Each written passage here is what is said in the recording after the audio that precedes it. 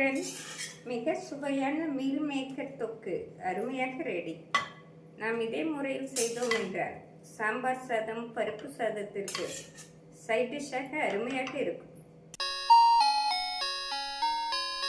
Friends, நாம் சுவையான meal maker தொக்கு செய்வதற்கு 1 கப் மீல் மேக்கரை சுடு தண்ணீர் ஊற்றி 10 நிமிடம் ஊற வைத்து விடலாம்.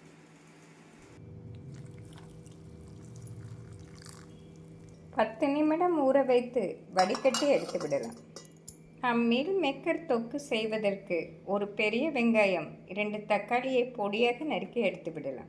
நாம் சிறிதளவு புளியை அரை மணி நேரம் ஊற வைத்து எடுத்து விடலாம். ஃப்ரெண்ட்ஸ், மீல் மேக்கர் நன்றாக ஊறி வந்து விட்டது. நாம் தண்ணீரை வடித்து எடுத்து விடலாம். தண்ணீர் நன்றாக வடியவும் நாம் பிழிந்து எடுத்து விடலாம். நாம் தொக்கு செய்வதற்கு கடாயில் தேவையான அளவு எண்ணெய் ஊற்றிவிடலாம். எண்ணெய் சூடானதும் 1 ஸ்பூன் கடுகு சேர்த்து விடலாம். அரை ஸ்பூன் ஜீரகம் சேர்த்து விடலாம். கடுகு ஜீரகம் பொரியவும் பொடியாக நறுக்கிய வெங்காயத்தை சேர்த்து விடலாம். வெங்காயத்தை இந்த அளவு பொடியாக நறுக்கி சேர்த்தால்தான் தொக்கு மிக சுவையாக இருக்கும். வெங்காயம் வதங்கும் போதே தேவையான அளவு கல்லுப்பு சேர்த்து விடலாம். வெங்காயம் நன்றாக வதங்கவும் 1 ஸ்பூன் இஞ்சி பூண்டு விழுது சேர்த்து விடலாம். இஞ்சி பூண்டு விழுது சேர்த்து நன்றாக வதக்கிய பின்னர் நறுக்கிய தக்காளியை சேர்த்து விடலாம். வெங்காயம் இந்த அளவு நன்றாக வதங்கினால்தான் மிக சுவையாக இருக்கும். தக்காளியை சேர்த்து விடலாம். தக்காளி சேர்த்து மீடியம் ஃப்ளேமில் நன்றாக வதக்க வேண்டும். வெங்காயம் தக்காளி நன்றாக மசிந்து வரும் வரை நாம் வதக்க வேண்டும். ஃப்ரெண்ட்ஸ், இந்த அளவு தண்ணீர் வடிந்து வரவும் நன்றாக பிழிந்து எடுத்து விடலாம். அனைத்து மீல் மேக்கரையும் பிழிந்து வைத்து விடலாம். இந்த அளவு நன்றாக பிழிந்து எடுத்த பின் வெங்காயம் தக்காளி மசாலாவில் சேர்த்து விடலாம். ஃப்ரெண்ட்ஸ், வெங்காயம் தக்காளி நன்றாக மசிந்து வரவும் அரை ஸ்பூன் மஞ்சள் பொடி, அரை ஸ்பூன் தனி வத்தல் பொடி, 1 ஸ்பூன் குழம்பு மசால் பொடி, அரை ஸ்பூன் கரம் மசாலா பொடி. நாம் மீல் மேக்கர் தொக்கு செய்வதற்கு மசாலாக்கள் சற்று குறைவாகவே சேர்த்து விடலாம். நாம் மட்டன், சிக்கன் சேர்ப்பது போல் அதிகம் சேர்க்காமல் குறைவாக சேர்த்தால்தான் சுவையாக இருக்கும். இந்த அளவு மசாலா நன்றாக மசிந்து வரவும் சிறிதளவு புளி தண்ணீரை சேர்த்து விடலாம். நாம் புளி தண்ணீர் குறைவாகவே சேர்த்து விடலாம். புளி தண்ணீர் சேர்த்து நன்றாக கொதித்து வரவும் 1 டம்ளர் தண்ணீர் சேர்த்து விடலாம். ஃப்ரெண்ட்ஸ், புளி தண்ணீர் இந்த அளவு கொதித்து வரவும் 1 டம்ளர் தண்ணீர் சேர்த்து விடலாம்.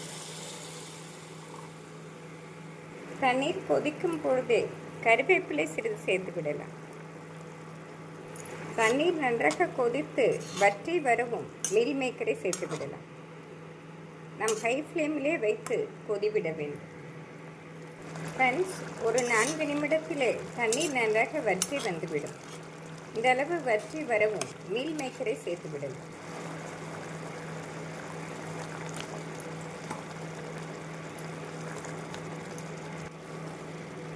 மீல் மேக்கர் சேர்த்து வெங்காயம் தக்காளியுடன் நன்றாக மிக்ஸ் செய்ய வேண்டும்.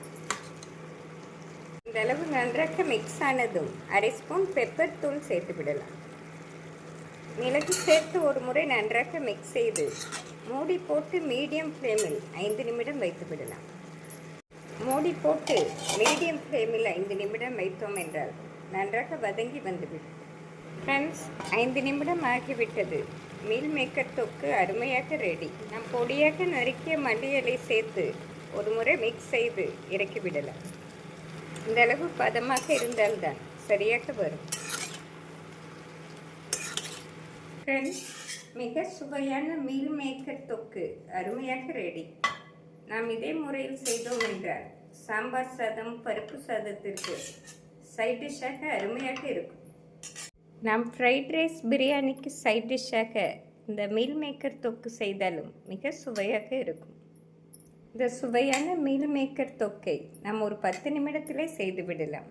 ஃப்ரெண்ட்ஸ், மிக எளிமையாக செய்யக்கூடிய இந்த மீல் மேக்கர் தொக்கு மிக சுவையாகவும் இருக்கும்.